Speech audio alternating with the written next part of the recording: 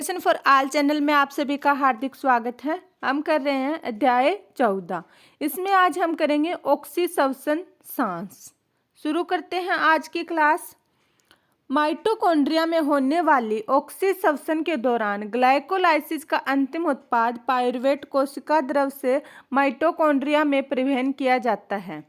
ऑक्सीसवसन की मुख्य घटनाएं निम्नलिखित हैं। कौन कौन सी है?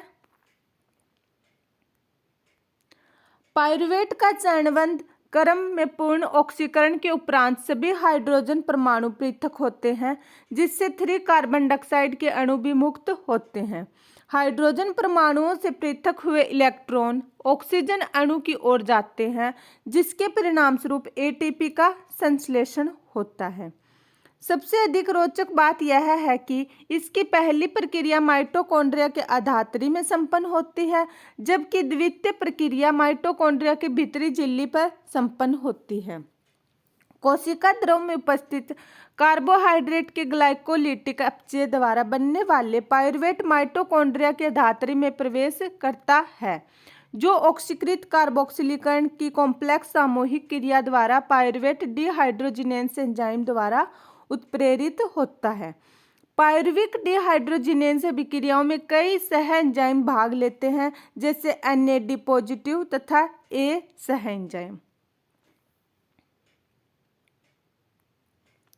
पाइरूविक अम्ल plus coenzyme A plus NAD positive pyruvate dehydrogenase और मैग्नीशियम 2 पॉजिटिव की प्रेजेंस में acetyl coenzyme A plus carbon dioxide plus NADH plus H positive बनाता है।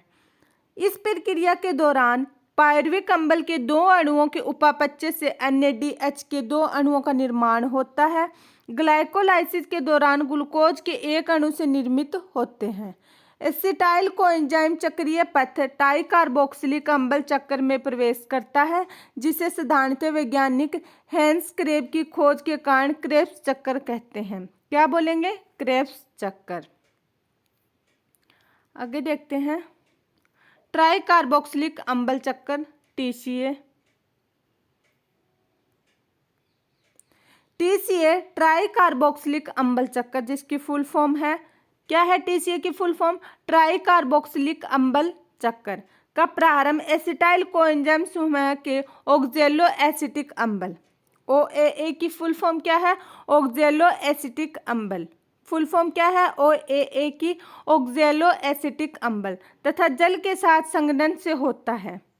TCA चक्र का प्रारंभ एसिटाइल समूह के ऑक्जेलो एसिटिक अम्ल तथा जल के संघनन के साथ होता है और सिट्रिक अम्ल का निर्माण होता है। TCA में किसका निर्माण होगा? सिट्रिक अम्ल का। चित्र 14.3 में देखते हैं। ये क्या है? सिट्रिक अम्ल चक्र।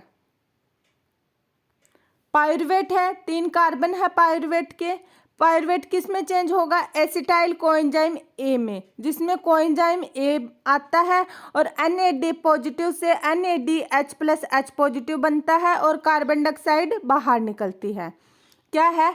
पाइरूवेट है, वो क्या किस में चेंज होगा? एसिटाइल कोएंजाइम A में। किस में? एसिटाइल कोएंजाइम A में, जिसमें कोएंजाइम A ऐड होता है। NAD positive NADH plus H positive में चेंज होता है और कार्बन डाइऑक्साइड बाहर निकलती है। फिर एसिटाइल कोएंजाइम A के 2 कार्बन सिट्रिक अम्ल बनाते हैं। कितने बनाएंगे सिट्रिक अम्ल के? 6 कार्बन। यहाँ पर कार्बन डाइऑक्साइड बाहर निकलेगी, NAD positive NADH plus H positive में चेंज होगी और सिट्रिक अम्ल किस में चेंज होगा? अल्फा कीटोग्लूटेरिक अम्ल बनाएगा 5 कार्बन। सिट्रिक अम्ल क्या बनाएगा? अल्फा कीटोग्लूटेरिक अम्ल बनाएगा 5 कार्बन। यहाँ पर भी कार्बन डाइऑक्साइड निकल रही है। पहले स्टेप से कार्बन डाइऑक्साइड यहाँ तक निकल रही है और NAD पॉजिटिव NADH पॉजिटिव में चेंज होगी और GDP किस में चेंज होगी? GTP में। GDP किस में चेंज होगी? GTP में। फिर अल्फा कीटोग्लूटेरिक अम्ल किस में बनाएगा? सक्सनिक अम्ल के 4 कार्बन। क्या बनाएगा? सक्सनिक अम्ल के 4 कार्बन। और ये सक्सनिक अम्ल है, ये मैलिक अम्ल के 4 कार्बन बनाएगा और FADH की 2 FAD पॉजिटिव में चेंज होगा और मौलिक अम्ल है वो ऑक्जेलिक एसिटिक अम्ल बनाएगा। वहाँ पर NADH plus H positive NAD positive के द्वारा बनेगा और फिर ऑक्जेलो एसिटिक अम्ल क्या बनाएगा, फिर से कोएंजाइम A बनाएगा और फिर पायरुवेट बनेगा। ऐसे ये चक्कर चलता रहेगा। TCA चक्कर को एक बार फिर से रिपीट कर लेते हैं। पायरुवेट के 3 कार्बन क्या बनाएंगे, acetyl coenzyme A। Acetyl coenzyme A बनाएंगे जहाँ पर NAD positive NADH plus H positive में चेंज होगी और कोएंजाइम A ऐड होगा और कार्बन डाइऑक्साइड बाहर निकलेगी। एसिटाइल कोएंजाइम A क्या बनाएगा, सिट्रिक अम्ल के 6 कार्बन। सिट्रिक अम्ल में कार्बन डाइऑक्साइड यहाँ पर बाहर निकलेगी, NAD चेंज होगा, NAD पॉजिटिव चेंज होगा NADH प्लस H पॉजिटिव में और फिर सिट्रिक अम्ल के क्या बनाएगा, अल्फा ग्लूटेरिक अम्ल। फिर ये यहाँ पर भी कार्बन डाइऑक्साइड बाहर निकल रही है, NAD positive NADH plus H positive में चेंज हो रहा है और GTP में चेंज हो रही है। ये इंपॉर्टेंट पॉइंट है, याद रखना। अल्फा कीटोग्लूटेरिक अम्ल से सक्सिनिक अम्ल के बीच का स्टेप है जहाँ पर GTP में चेंज हो रही है। अल्फा कीटोग्लूटेरिक अम्ल सक्सिनिक अम्ल बनाएगा, फिर ये मैलिक अम्ल बनाएगा, वहाँ पर FAD पॉजिटिव से FADH2 चेंज हो रही है। ये कुछ अलग स्टेप है, इसको याद रखना। फिर मौलिक अम्ल से ऑक्जेलिक एसिटिक अम्ल बनेगा। ऐसे ये चक्कर चलता रहेगा। आगे देखते हैं। यह अभिक्रिया सिट्रेट सिंथेसिस एंजाइम द्वारा होती है तथा कोएंजाइम का एक अणु मुक्त होता है, तब सिट्रेट आइसोसिट्रेट में समायोजित हो जाता है। यह डीकार्बोक्सिलीकरण के 2 लगातार चरणों के रूप में होता है। इसके उपरांत अल्फा कीटोग्लूटेरिक अम्ल तत्पश्चात सक्सिनाइल कोएंजाइम का निर्माण होता है। सिट्रिक अम्ल के बचे हुए चरणों में सक्सिनाइल कोएंजाइम A ऑक्जेलो एसिटिक अम्ल में ऑक्सीकृत होकर चक्कर को आगे बढ़ाने में सहायक होता है। सक्सिनाइल कोएंजाइम से सक्सिनिक अम्ल के रूपांतरण के दौरान GTP के एक अणु का निर्माण होता है। इसे क्रियाधार स्तरीय फॉस्फोरिलीकरण कहते हैं। इन युग्मित अभिक्रियाओं से GTP GDP में रूपांतरित हो जाता है तथा ADP से ATP का निर्माण होता है। चक्कर में 3 स्थान ऐसे होते हैं जिनमें NAD पॉजिटिव का NADH प्लस H पॉजिटिव में अपचयन होता है और एक स्थान पर FAD पॉजिटिव का FADH2 में अपचयन होता है।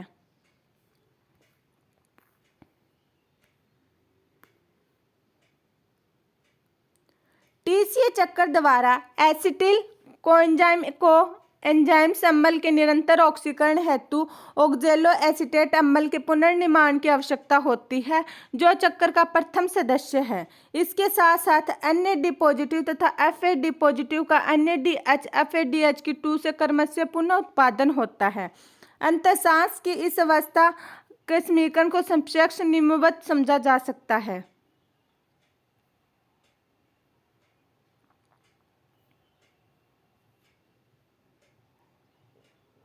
पायरुविक अम्ल plus 4 NAD positive plus FAD positive plus 2 H2O plus ADP plus pi. Mitochondrial धात्री में 3 carbon dioxide 4 NADH plus 4 H positive plus FADH2 plus ATP convert करता है। आगे देखते हैं। अब तक हम देख चुके हैं कि TCA चक्कर में ग्लूकोज के विखंडन से कार्बन डाइऑक्साइड निकलती है। NADH प्लस H पॉजिटिव के 8 अणु, FADH2 के 2 अणु और 2 ATP अणुओं का निर्माण होता है। आपको आश्चर्य हो रहा होगा कि अभी तक सांस की चर्चा के दौरान न ही कहीं पर ऑक्सीजन का और न ही कहीं पर ATP के बहुत सारे अणुओं का निर्माण की चर्चा हुई है। अब संश्लेषित NADH प्लस H पॉजिटिव तथा FADH2 की क्या भूमिका होगी, हमें अब समझना होगा कि सांस में ऑक्सीजन की भूमिका तथा ATP के निर्माण कैसे होता है। आगे है इलेक्ट्रॉन परिवहन तंत्र अथवा ऑक्सीकरण फॉस्फोरीकरण। सांस प्रक्रिया के अगले चरण में NADH प्लस H पॉजिटिव तथा FADH2 में संचित ऊर्जा मुक्त व उपयोग में लाना है। यह तब संपादित होता है जब उनका ऑक्सीकरण इलेक्ट्रॉन परिवहन तंत्र द्वारा होता है तथा इलेक्ट्रॉन ऑक्सीजन पर चलता है तथा पानी का निर्माण होता है।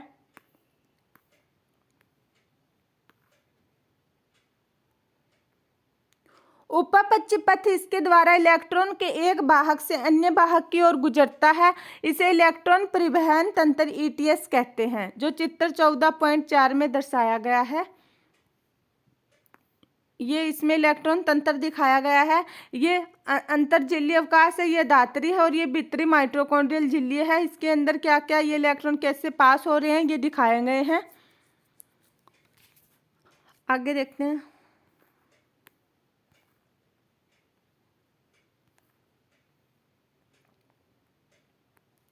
जो माइटोकॉन्ड्रिया की भीतरी झिल्ली पर संपन्न होता है, माइटोकॉन्ड्रिया के धात्री में टीसीए चक्र के दौरान NADH से बनने वाले इलेक्ट्रॉन एंजाइम NADH डिहाइड्रोजिनेज द्वारा ऑक्सीकृत होता है कॉम्प्लेक्स एक में। तत्पश्चात इलेक्ट्रॉन भीतरी झिल्ली में उपस्थित यूबिक्विनोन की, जिसको UQ से हम डिनोट करेंगे, और स्थानांतरित होता है।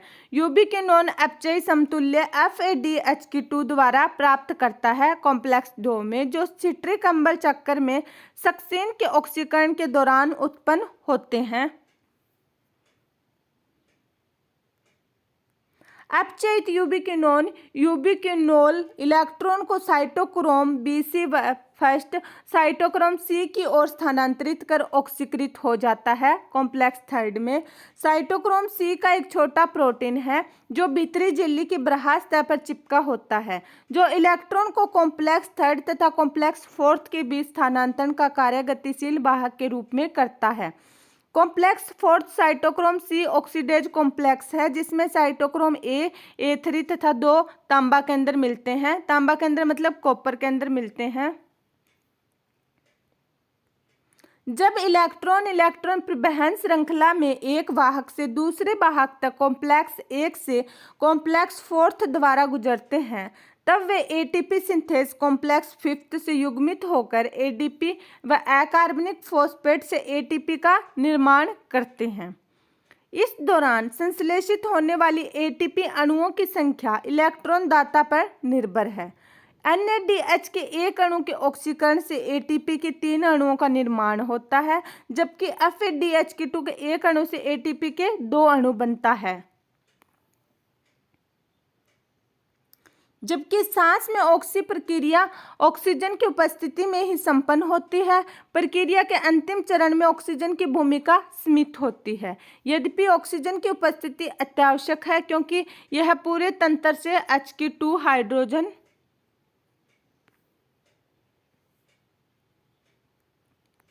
को मुक्त कर पूरी प्रक्रिया को संचालित करती है। ऑक्सीजन अंतिम हाइड्रोजन ग्राही के रूप में कार्य करता है। प्रकाश फॉस्फोरिलीकरण के विपरीत, जहां पर प्रोटीन प्रवणता के निर्माण में प्रकाश ऊर्जा का उपयोग फॉस्फोरिलीकरण के लिए होता है, सांस में इसी प्रकार की प्रक्रिया में ऑक्सीकरण अपचयन द्वारा ऊर्जा की पूर्ति होती है। फलस्वरूप इस कारण से हुई क्रियाविधि को ऑक्सीकारी फॉस्फोरिलीकरण कहते हैं।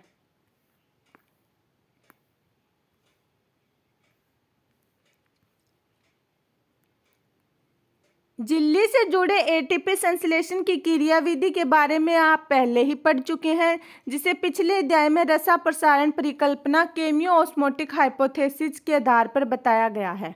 जैसा कि पहले वर्णित है कि इलेक्ट्रॉन परिवहन तंत्र के दौरान मुक्त ऊर्जा का उपयोग एटीपी सिंथेस की सहायता से एटीपी का संश्लेषण होता है। यह कॉम्प्लेक्स 2 प्रमुख घटकों F0 व F1 से बनते हैं। चित्र 14.5 में देखते हैं। ये चित्र 14.5 दिखाया गया है। माइटोकॉन्ड्रिया में एटीपी का संश्लेषण चित्रात्मक प्रदर्शन। बृहस्पति झिल्ली भीतरी माइटोकॉन्ड्रियल, जिसमें 2 हाइड्रोजन 2H पॉजिटिव जाते हैं F0 से F1 तक, और एटीपी है एडीपी से पीआई से क्या बनेगी एटीपी।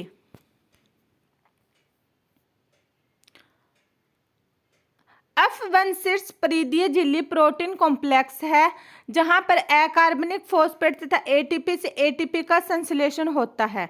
विद्युत रसायन प्रोटॉन प्रवणता के फलस्वरूप 2H पॉजिटिव आयन अंतर झिल्ली अवकाश से F0 में होकर अधातरी की ओर गति करता है जिससे एक एटीपी का संश्लेषण होता है। इसके साथ ही हम यह क्लास यहीं पर समाप्त करते हैं। नेक्स्ट क्लास में अपना ये अध्याय कंप्लीट हो जाएगा।